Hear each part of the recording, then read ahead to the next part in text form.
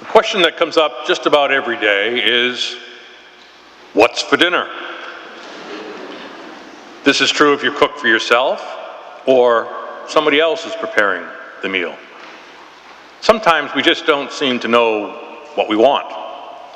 Is it meat or fish or leftovers? At times, this is merely an inconvenience or an annoyance to others. Like when someone opens the refrigerator door and just stares into it. Sometimes we get what we think we wanted and find out that it's not all that satisfying. For example, going back to the fridge, you eat something and still want something else. You're not really quite sure. Or in the non-food world, we might achieve a certain position in the workplace and discover that it's not all that we thought it might be or should be. The gospel reading talks about a hunger that we have that is filled only by God. Paul sometimes talks about setting aside things that are illusionary and grasping for the permanence which comes through self, that comes through Christ. We put aside the old self and put on the new self. A possible application for today's reading might be to look at ourselves, kind of take a mental snapshot of yourself.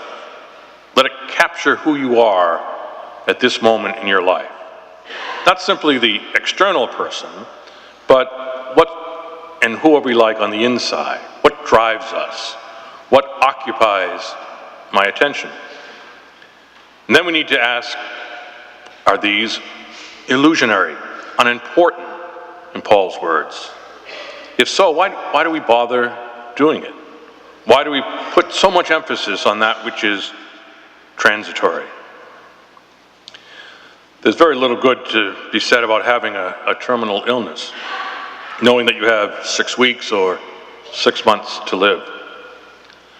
But I must say that time and time again when I encounter someone in such a situation, they'll say something to the effect that the disease has put everything else into perspective. It's true for the patient, family, and friends.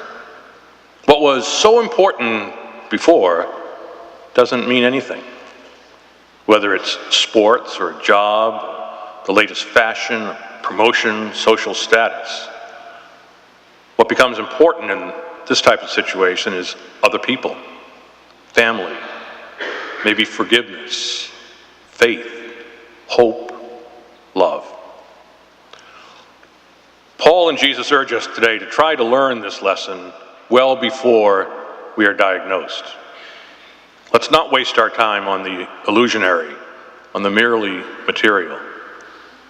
Let us appreciate and know what fulfillment and satisfaction can come from a relationship with a God who loves us unconditionally, who gives us this bread of life.